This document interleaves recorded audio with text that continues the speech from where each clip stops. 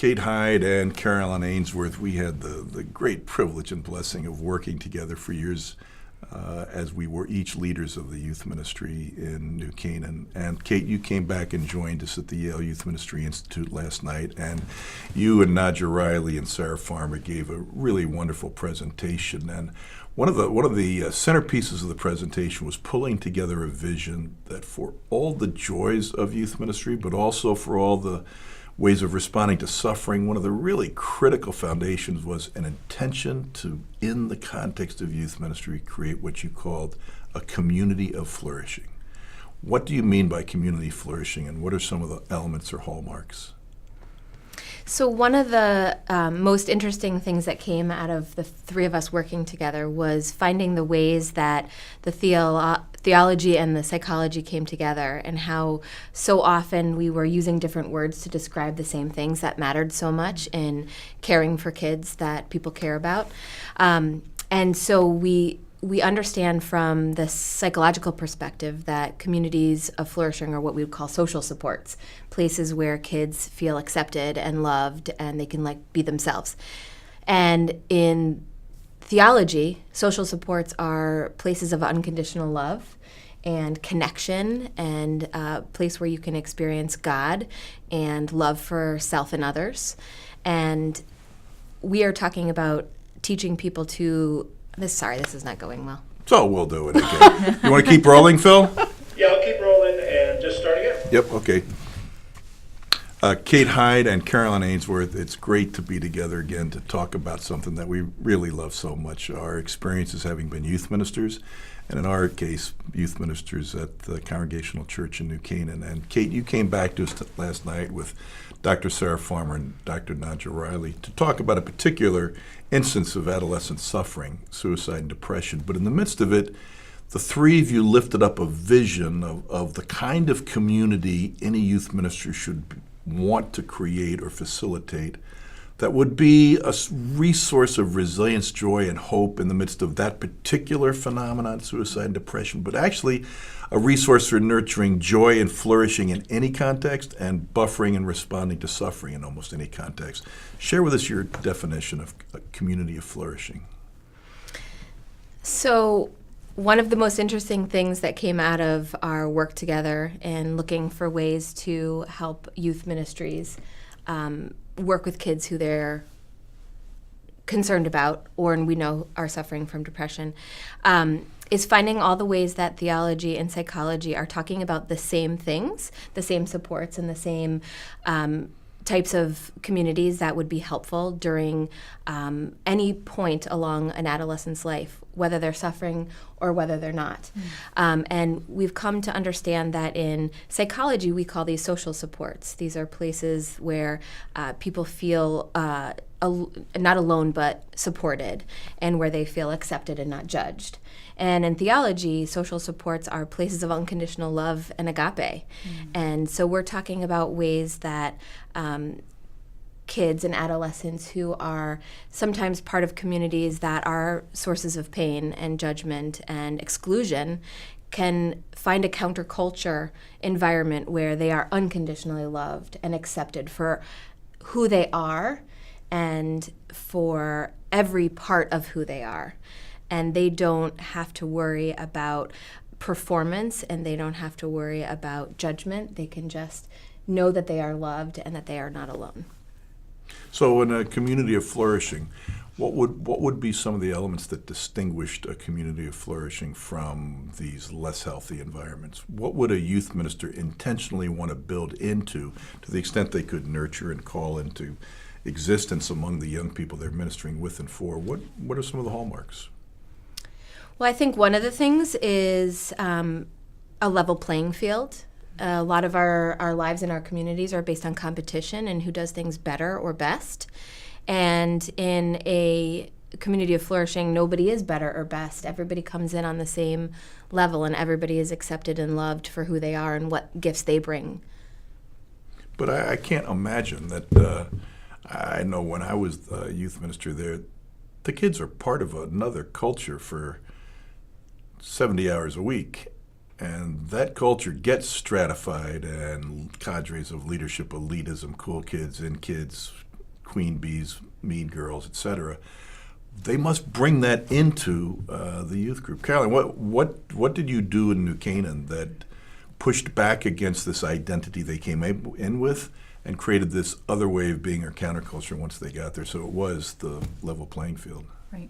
We had to address what they were living in most of their week, and call and name those things for what they were, those strata and those bifurcating their high school experience, and then overcome that with peer leadership that lifted up a different way of being, that modeled for our kids ways of servant leadership, of loving each other right where they were in that more level playing field. And peer leadership was a huge part of doing that in our community. Well, I know we tried for peer leadership back in the early 90s, but I know you guys must have evolved it as you went along.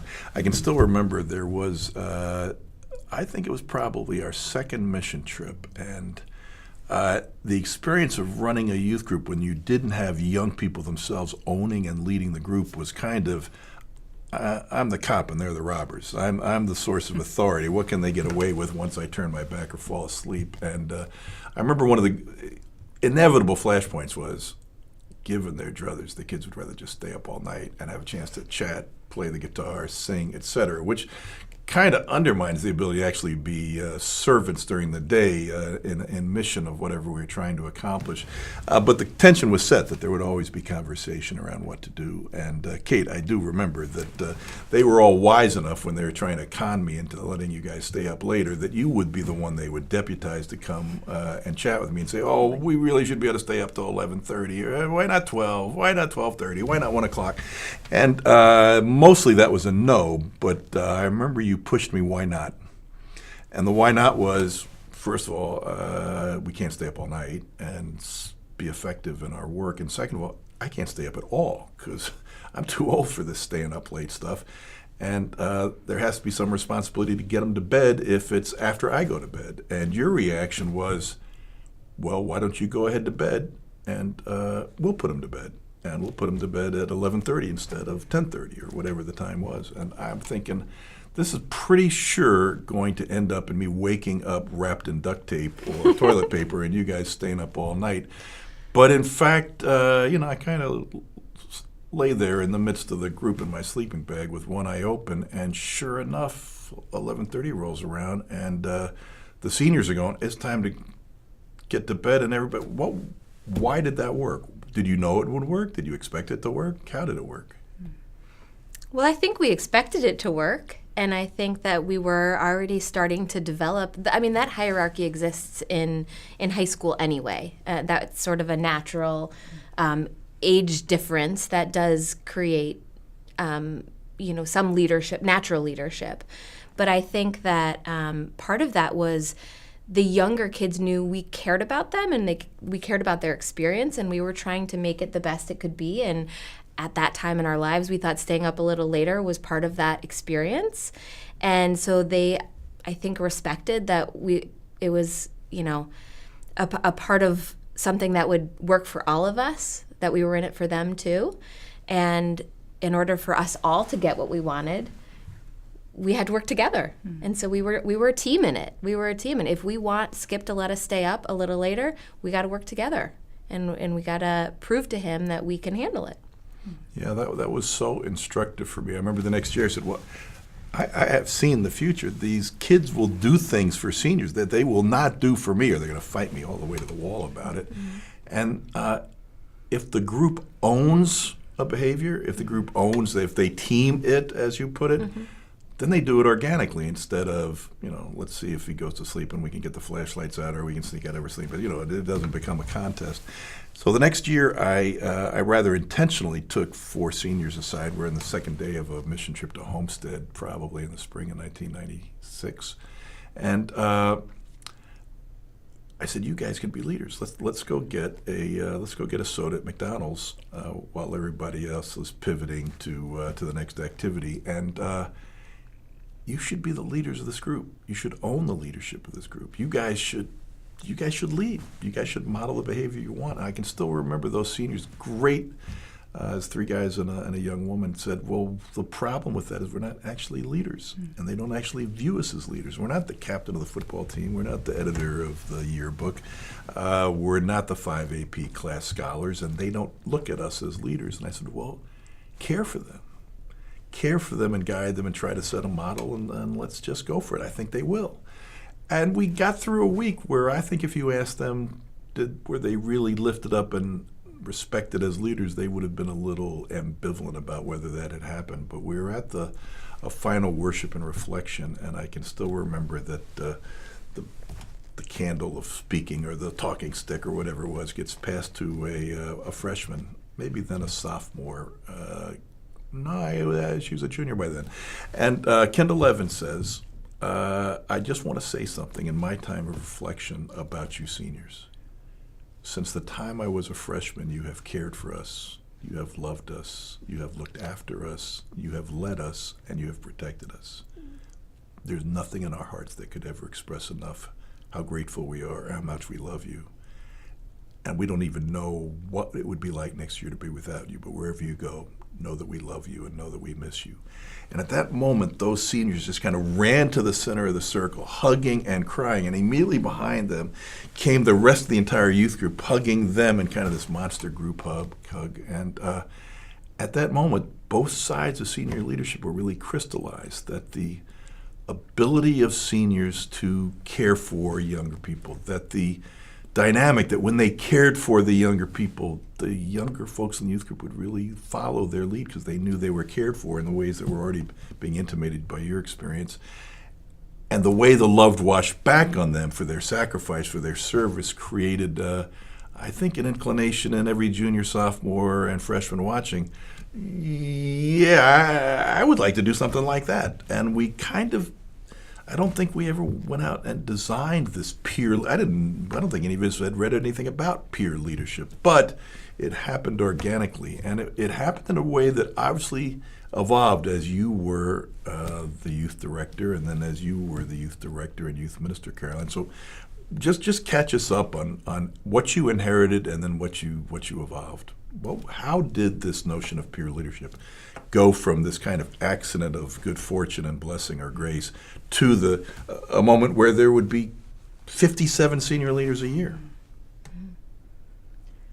That image of the circle collapsing onto itself reminds me so much of a practice we continue today, and I inherited, so it started somewhere before me, but of senior commissioning, that we are intentionally lifting up a tradition of the church and of the faith, but letting it be organic within the youth group. And so we'll commission them at the beginning of the year as senior leaders and talk about the year that they want to envision, and they get to dream about what they want to be about and what they want to stand for and write a covenant as a class.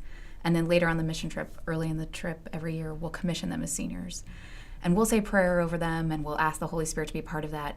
But the beautiful moments are when the underclassmen laying hands from the back of the room, we hear a freshman voice pipe up and pray for the seniors, or a sophomore thank God for the senior on their team, both individually and collectively as a class. Those are the moments that you see senior leadership really lifted up. And again, we're holding seniors into youth group. Sometimes seniors are hard to hold on to in high school. They're done, they've checked the box, they feel like they've done it. But this role has kept them hemmed into something they love and they want to be a part of, and it's given them a purpose in the youth group, something to drive for, something to tend, that they watched others have that experience and tend it and love it and shape it, and then they're ready for it. And they've had some leadership opportunities up to that point, and then it's theirs, and we release it to them, and then they shepherd it on and pass it down to the class behind them. Mm-hmm. What were some of the pieces in between? Well, and I think some of what I'm hearing you say, too, is the validation that comes with senior leadership. I think most of us in the world have doubts about who we are and what our capabilities are. And Skip, one of the things I remember you teaching me as a fish, and then helped me do this as a youth group leader, too, is you can almost chalk an outline for someone when you can see their gifts that they don't see of themselves. And they don't believe it in the beginning, but to watch them experience the growth into that outline of who they can be, and to see the validation that they experience once they have successes in that role for them, is powerful. And I think that the evolution from freshman year to senior year and carrying on these traditions. I mean, I think part of what you and I both inherited was the tradition of senior leadership. So you come into youth group as a freshman looking at these mighty seniors who you already think are amazing, but then watch grow over the year into people who matter so much to you and who care for you and who are modeling behaviors that you want to do and modeling things that matter. And envisioning yourself as getting to be that one day. That tradition is powerful and motivating. So you started the tradition of taking seniors on senior leadership retreats. So this anticipation that someday I'm going to be like Kendall when I grow up, I get to be like her, actually becomes crystallized when you gather them at the end of their junior year to point towards their senior leadership year. You begin to anticipate their role in talking about it, but then you actually created this August retreat where whether it was 20 or 40 or ultimately 57 seniors head off up into the mountains to have a leadership retreat to discern what their leadership means, what their leadership imprimatur would be. Carolyn, I take it from your conversation that included a covenant of their. What was in your mind when you first did it, and how did that work? Well, I think there are some situations where top-down leadership works, but in youth groups, I don't think that's true unless we're talking about seniors. So youth have to have a shared vision and a voice in what they want their group to be. So if we're saying that youth groups can be counterculture to a lot of the other communities that they're part of, then they get to design what that counterculture looks like. What are the things that are important to them and that they know are important to the other kids in the youth group? What are the things that they are suffering from that they want help with? What do they want to learn about themselves and about the world and about God that they want to experience that year? And we felt that taking them on a trip that really valued their voices and gave them an opportunity to talk to each other and understand what do we want? What do we want this group to be for ourselves? And what do we want this group to be for the juniors and the sophomores and the freshmen? And how do we want to have an impact? How are our senior leadership, how is it going to impact this group? What are the traditions we want to carry on? What are the things that we want to add to it? It meant that they took it the rest of the year. They owned that, and we saw that they would, that if they had the voice in creating that, there wasn't a whole lot we had to do because they would make sure that happened. They owned that and they cared about that, those values and those missions, and then it came alive because it grew in them. So I actually never went on any of those retreats. Do you remember the kind of things they came up with, what some of those discernments were? And Caroline, you must have had your own retreats and your own different discernments. What are the kind of things that, given the space to chalk a vision, seniors, at least in this particular community, are likely to come up with? Well, I think one retreat that we recall often is sitting around a bonfire at night, and we asked the seniors what was important to them that year, and they said to us, we're suffering. We're in pain, and we don't know what to do about it. We don't know who to talk to. We don't know how to feel better. We don't know where it's safe to talk about it, and we know that we're not alone in this pain. And we want to talk about it, and we want to know how to help ourselves and help our friends. And we said, well, what are the kinds of things that you're suffering from? What do you need to talk about? What do you need help with? And they said there's depression, there's anxiety, there's eating disorders, there's peer pressure and substance abuse, there's pressure for unhealthy sexual relationships and behaviors, and we don't know what to do about it. And we want to talk about it, and we want to know how to help each other. Wow. I've had a class, grades get characterized even in high schools, and so this class is great leaders, or these class are great athletes. I had a class of seniors that have been told, you're not really great at anything. We're going to move you through. And so they even brought that into youth group and said, we're not really sure how to be leaders, but we have this tradition. We have this inherited thing. We have this thing we want to love and shepherd. What do we do with that? And so a memorable senior retreat is getting to think about the cloud of witnesses that had surrounded them to that point. Who are the leaders, the advisors, the senior leaders that had gone ahead of them, that had loved them, and they had easily, right at the top of their list, a name of someone who'd sat with them on a bus, or said hi to them in the halls, or found them after a great conversation and said, I really liked what you said about that, or when you shared your faith, it helped me, double down on mine or understand it better. And I listed up for those kids, these are superheroes to you, but these aren't superpowers. You have these powers. And so for those kids to then think about, we're ready to do this. We can do this too because it was modeled for us, because it was lived out before us. That was a powerful senior retreat, getting them right into the mix of what is this actually going to look like this year? What are some of the practices that shaped us to this point? And then what do we want to put into place for the underclassmen ahead of us? That was a great retreat because it was very true to that class. I remember we used to, I don't know if you still do it, but we used to have just before the mission trip, we'd gather the seniors. And we did it every year. So this was a 17-year tradition by the time I left.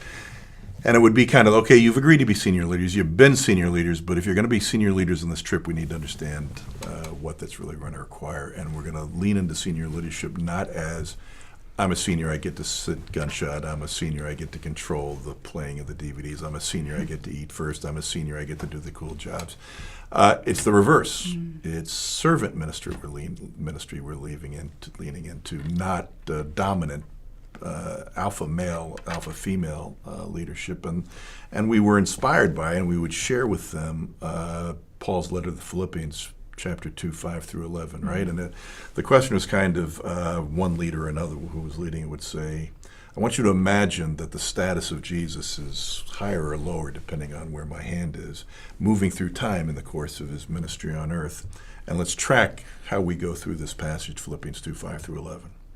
Christ, who was born in the form of God, man, you can't get any higher than that. This is in the form of God, did not view that privilege, that form, as something to be held onto, but rather poured himself out, taking the form of a human. Okay, we are plainly going down, right? We started at God. We are down to human. Yes, even a human slave in service of the others, unto the point of death. And they kind of thinking this ought to be on the floor, right? Your hand ought to be on the floor. But it's not, because the next phrase is, even death on a cross. Now you really have gotten as low as you can, flogged, stripped, beaten, defeated, and crucified on a cross. And then there is that just greatest line in Scripture, the greatest word, therefore. Therefore God highly exalted him until his name is the name above all other names, and every knee shall be bent to him. So there is this U-shaped Christ event, this canonic event that actually pouring himself resulted in this. And this is what we're really asking of you. And it is a huge ask, but it is a transformative. It's going to change your life. It's going to change everybody on the trip's life. But we're asking you to pour yourself out absolutely in service of others in the most humble possible way. But I promise you, the fullness of grace and giftedness that you will receive from God, from Spirit, from neighbor at that service will be one of the most meaningful ways to live that you'll ever experience. And then we'd go around the room, as you just said, Caroline, and we'd ask, name for us the senior leader that changed your life. And they would mention Jeff, Kendall, Theo, whatever they did. And because that's right, they were in this room. We sat with them. We asked them to do this, and that's what you experienced. And we're going to be sitting in this room in 4 years with another bunch of seniors. And when I ask them who changed their life, they're going to say, you did. This is the blessing that is received so that it may be a blessing and passed on. And this is really one of the most beautiful things we experienced. Not what we did, but what we saw them do when they owned the group themselves. And I think in creating a group culture, those behaviors are contagious. So when the younger kids see the seniors pouring themselves out for others, they do it too. And then you have a community of people who are putting others before self, and that matters to them.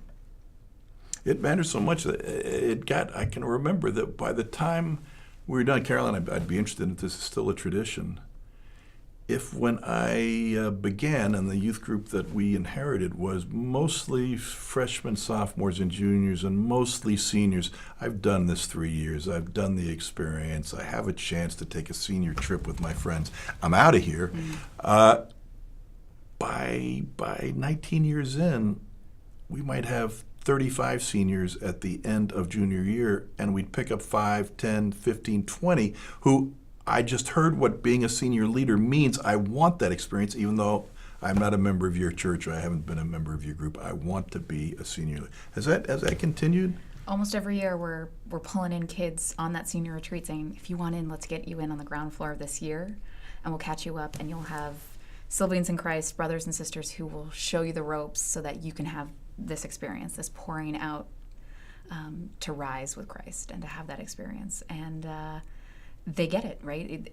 There's something about growing up in our program that you know this in your bones, and then there's something really incredible that there's room for anyone to be a part of this, to have that opportunity. So we still add every year seniors, and our senior classes are sometimes bigger than our freshmen and sophomores and juniors because we maintain and retain those kids through the walk of high school. They want the full scope, the full experience. They want to go all 4 years, which is a gift to the ministry and to them.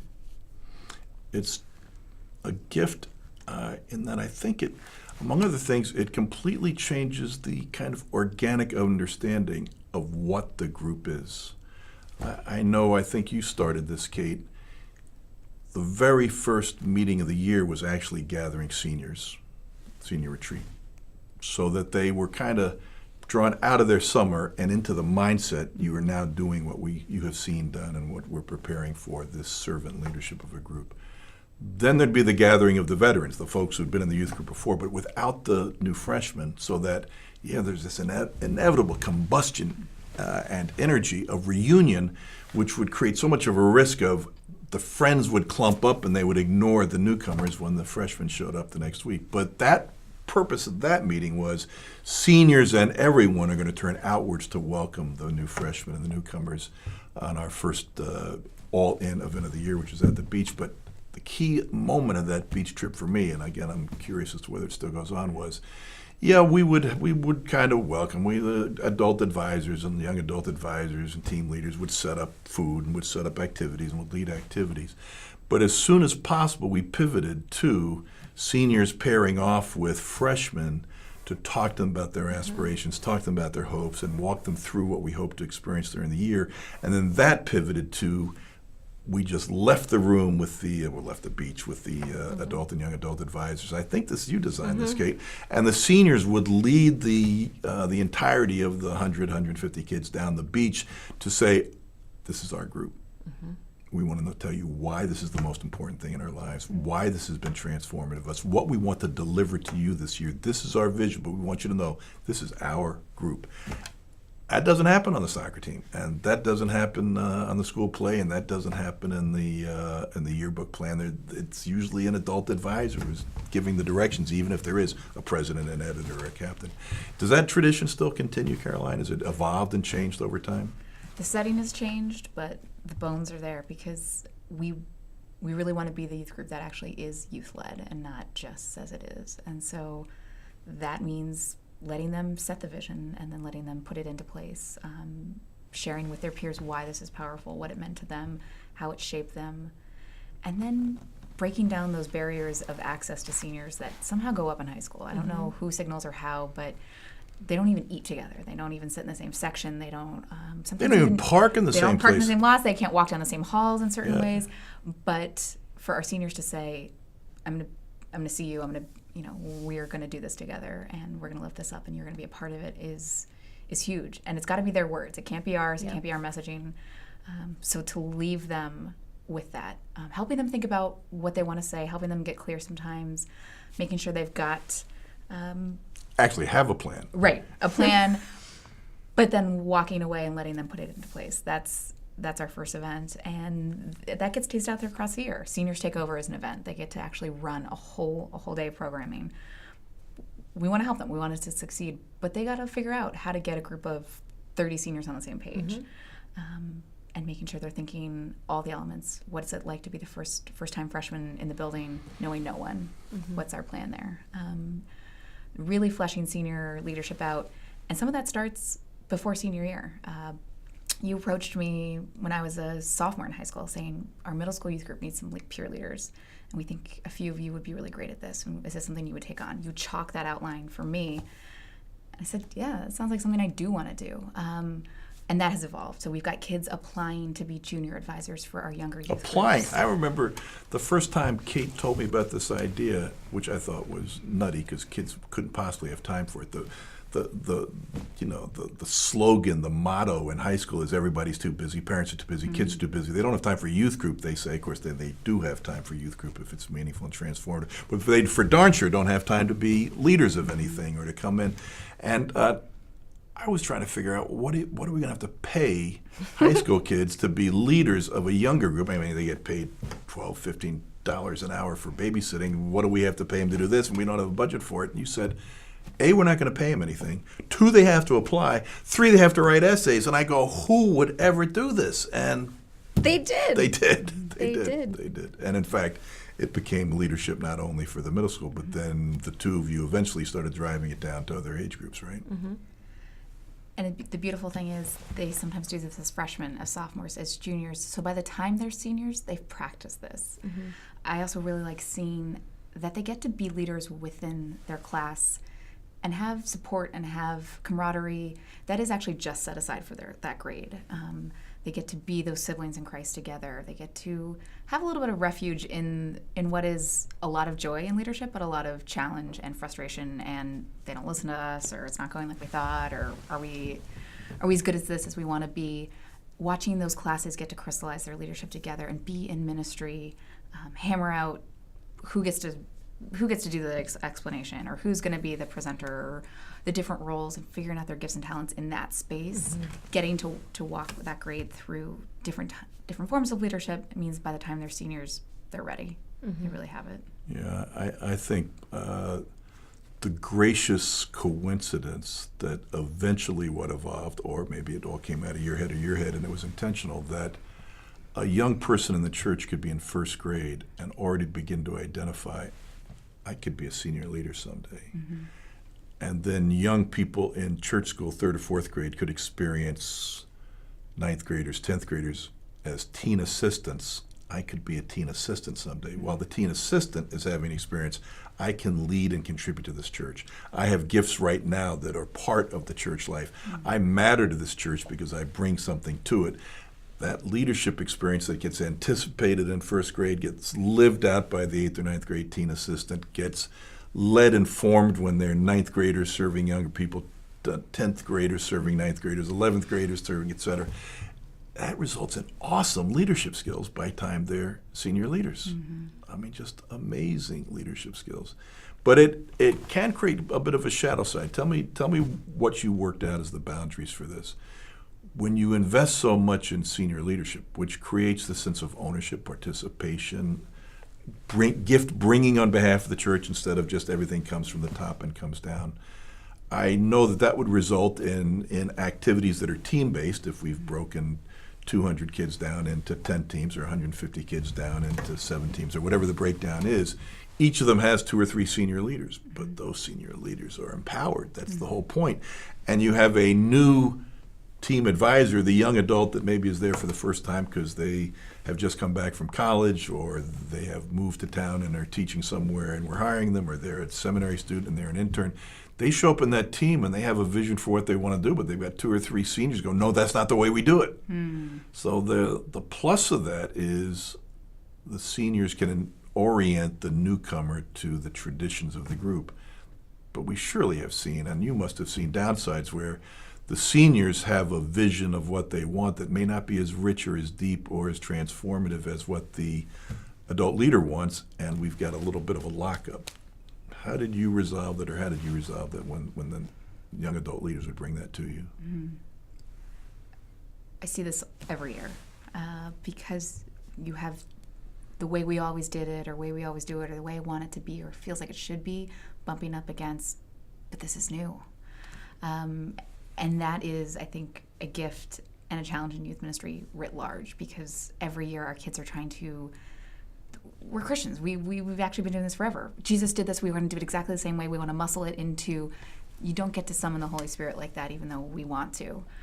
So it actually takes a lot of communication, a lot of trust to say, what are we talking about here? Where are we bumping heads? Where are we not agreeing and seeing eye to eye, and actually being a part of that? The youth minister, I think, has a great role to play in working through those conversations, not triangulating it, not coming between the seniors and the advisor and saying, you're right, but really getting everyone at the table together and making sure that we're listening to each other. Because usually we're saying the same thing, right? It's that language where we're not talking past each other. We're just saying it different ways. We're coming at this with different perspectives, and then trying to create a way forward. That's a huge growing point for a young person. 18-year-olds seeing that they're trusted and loved and empowered by a young adult, but also they're not in charge. That they are still held and bounded by a community. It doesn't always go smoothly, and sometimes it's a whole year process. But really making sure that everyone feels heard and is heard. Everyone knows that there's a mutual respect and love, and that we're doing this on behalf of our young people in the name of Christ. I think if you can start at that place, some of those challenges fall away. Not all of them, not always, but that is where we want to make sure everyone is starting from that central spot. You have those challenges? Well, yeah, and I think those are healthy life skills to be teaching as well, of how to, we're all going to encounter conflict in all the ways in our lives. And if this can be a safe place for them to learn some of these skills on how to negotiate and how to compromise and how to collectively come up with a shared vision that works for everybody, or mostly works for everybody, to deal with some disappointment and to have to shift your thinking and what I want and what's good for me to see what's good for the everybody. It is unbelievable life skills to be taught in such a loving and accepting way. Is what other communities can do it that way. What other communities can say, you can say what you need to say here, you're still going to be loved, and we're going to figure this out together. And this is okay that you've done this. This is okay that you're questioning. This is okay that you're challenging. We're going to teach you how to do it in a healthy and appropriate way. Is extremely powerful for them, and it's a real gift to them, even if it feels hard in the moment. And then the joy and the excitement when they can come out on the other side and say, well, that was really hard, but look at where we are now. Some of those relationships are where we see the most growth. It's those teams that start the year fighting or wrestling for power, that have those conversations that end up the closest at the end of the year. That our kids need to know that this is something we're stewards of, that we don't own this thing, none of us. No youth minister, no youth director, no one owns this. This is a youth group that is led by Christ. And if we don't start there, and if we can't get our heads around it, then we muscle it to death. We try to touch it too hard, and it's like holding sand. But if we can be stewards of it, if we can inherit it and love it, and want to lift up traditions, but also know that it's organic, it's going to change, it's not going to come out the same that the way it started. The youth groups we led are probably very similar in some ways, and also very different. It would be crazy to think that you would come in and see what we're doing now and think this is all exactly the same. But the mission, the orientation, the feeling would be probably very, very similar. But we have to let the kids shape it to some degree. We have to let the young adult advisors come in and shape it and leave their mark and love it and then pass it on. There's a beauty and a difficulty in the fact that at least if formation in the church works from baptism all the way through church school, all the way through youth groups for first, second, third, fourth graders, all the way up to high school and then beyond, well, the high school cycle is only 4 years. And that means in year 5, it's an entirely different youth group than it was in year 1, entirely populated by entirely different people. But that created some weird dynamics that if we decided that we would just try something because we were led in prayer, inspiration, or we'd run into a problem and we'd try it in, let's say, year 3, by year 6, you would have young people in the group with, this is what we've always Always done. done. And they go, no, it's not Yeah. what we just made this We up made 2 that years up. ago. This is not what we've always done. We are allowed to change it. It's ever Yeah. changing.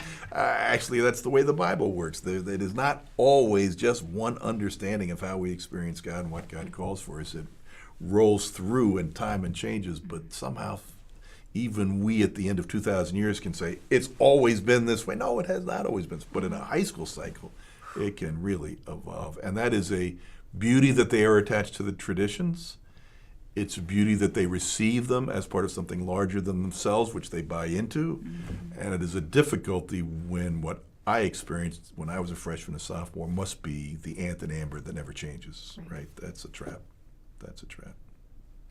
I thought one of the most beautiful things about peer leadership was and can be when that counterculture begins to backwash into the wider culture, including the high school. So in our town, that was a stratified school, as you pointed out before. That was a highly stratified school.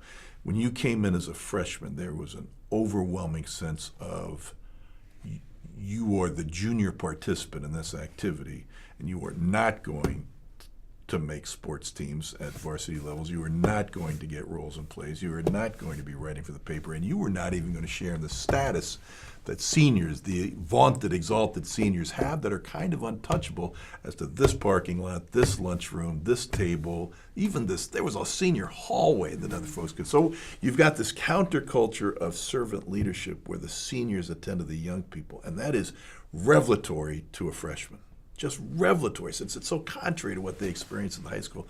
I remember we were on a retreat, and I'm walking from some activity or vesper that we've been engaged in, recreation. We're heading up to wherever they're going to service the food at the service hall, and I'm behind 3 freshmen, and they don't know I'm there, but I can hear them saying, when we get back to school on Monday, seniors are going to know our names. Now, the beauty of that was the enthusiasm, the passion, and the hope. The sadness of that was, really? You actually experienced life as being this anonymous person, always hoping to be cool enough to actually someday be included, as opposed to what you're experiencing here of assumed inclusion and belonging. But that actually then did start to change, at least the way they were together at the high school. Here's not the world's largest high school, but a high school of 1,200 folks. But for the 100, 150, 200 kids in that high school who were in the youth group, they knew that there were 40, 50 seniors that did not treat them as junior penitents for acceptance or applicants, but rather that they were embraced and loved. I remember when my daughter went off to the high school for her first day. She gets there, and I drop her off in the car, and she's brave and smiling. Things are going to be great. And she goes in the door, and I think that was successful. She's going there with pluck. It's going to be great. I know this is a great school. It's going to be great for her. But the story came back at the end of the day. I got in the door, and I realized I didn't have my class schedule or my rooms. And I just broke down in tears. And then Annie came alongside, one of our seniors, and said, "Oh, what's the problem? Come on, I can take care of you. You're missing your schedule. Let's go to the attendance hall. I'm going to get you another schedule." And she's carried by a senior into the next activity, which is to get her schedule. She gets the schedule. She goes to her first class. She comes out, and she sees her next class is room 224. She has no idea how to get to room 24. She breaks down in tears. But as she breaks down in tears, here comes another senior from the youth group. "Oh, what's the matter? We're going to find that room. Don't worry.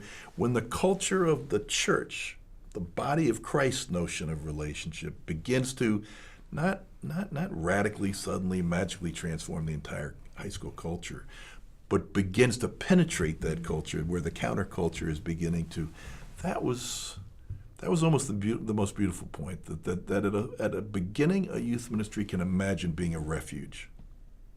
It's really tough out there in a toxic culture, but when you're here, you're safe and you're loved. And then one can aspire with senior leadership. It's a portable refuge. This refuge can go with me to the high school because I will see other people that are in a relationship with me of love and acceptance. And then the ultimate goal, I would never say we really knocked this one down, but the ultimate goal is, could you change the culture itself? Could you change the culture of the high school? But those were all in play because of peer leadership, right? Mm-hmm.